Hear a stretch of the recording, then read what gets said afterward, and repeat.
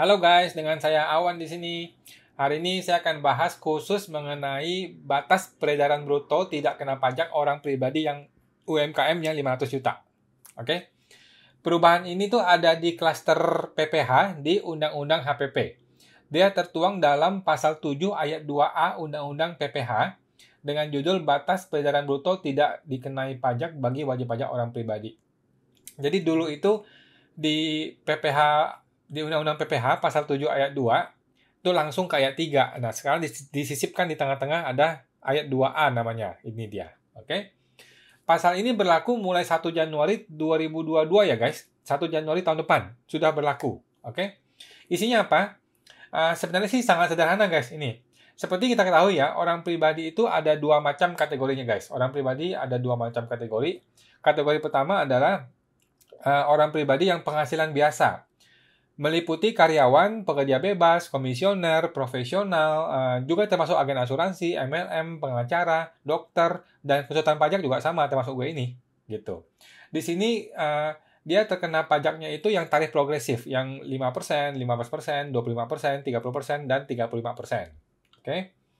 Nah, di sini kita mengenal istilah PTKP, penghasilan tidak kena pajak. Oke, yang nilainya itu 54 juta setahun. Oke, artinya kalau penghasilan masih di bawah 54 juta, maka tidak kena pajak. Gitu. Pajak itu mulai dikenai setelah penghasilan di atas 54 juta. Gitu. Oke. Kategori yang kedua adalah kategori pengusaha barang dagang, guys. Ini meliputi orang-orang yang berdagang barang. Apapun barangnya sama aja. Oke, pokoknya bukan jasa. Dia menjual barang dagang. Nah, ini disebut sebagai pengusaha dengan peredaran bruto tertentu. Atau lebih sering disebut sebagai pedagang UMKM lah. Gitu.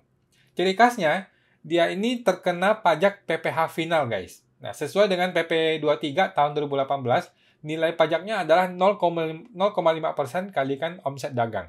Oke. Teman-teman pasti sering ya dengar ya, PPH final 0,5% dari omset UMKM. Nah, itu dia. Ini hanya berlaku bagi pengusaha atau pedagang ya guys, yang omset brutonya tuh setahunnya itu, alias penjualan barang dagangnya selama setahun, tidak melebihi 4,8 miliar per tahun guys. Ya. Nah, sebelum Undang-Undang HPP ini ada, mereka itu bayar 0,5%, kalikan omset. Gitu. Nggak peduli untung ataupun rugi dan tidak ada batasan minimalnya. Artinya, kalau lu punya omset 1 juta rupiah pun satu bulan, lu tetap mesti bayar 0,5% kalikan 1 juta itu. Oke.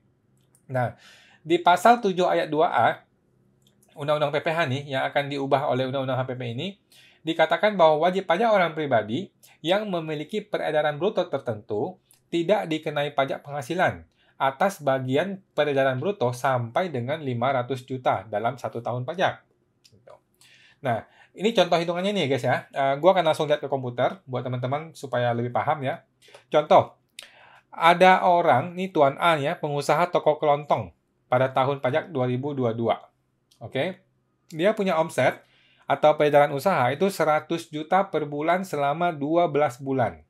Nah, maka secara akumulatif nih ya, akumulatif di bulan kelima dia akan mencapai omset 500 juta. Iya kan guys?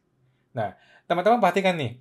Dari bulan 1 sampai bulan 5, dari bulan 1 sampai bulan 5 nih ya, peredaran usaha yang kena pajak itu tidak ada, 0. Gitu. PPH finalnya juga tidak ada. Nah, dibandingkan dengan yang dulu nih, ini yang dulu, dia harus bayar tuh, di undang-undang sebelumnya tuh dia masih bayar 500.000 per bulan. Nah, selama 12 bulan. Gitu. Oke, totalnya itu 6 juta yang dia mesti bayar. Gitu guys. Nah, sekarang ini, dia mulai bayarnya itu dimulai di bulan ke-6. Baru mulai bayar 500.000. Sampai bulan 12. Jadi total yang dia bayar hanya 3,5 jutanya guys. Gitu. Oke. Teman-teman paham ya? Jadi seperti itulah yang baru ini. Tapi pertanyaannya adalah, kalau omsetnya di atas 500 juta itu dicapai di pertengahan bulan, bagaimana? Gimana kalau di bulan kelima, nih contohnya, di bulan kelima omsetnya itu 200 juta rupiah.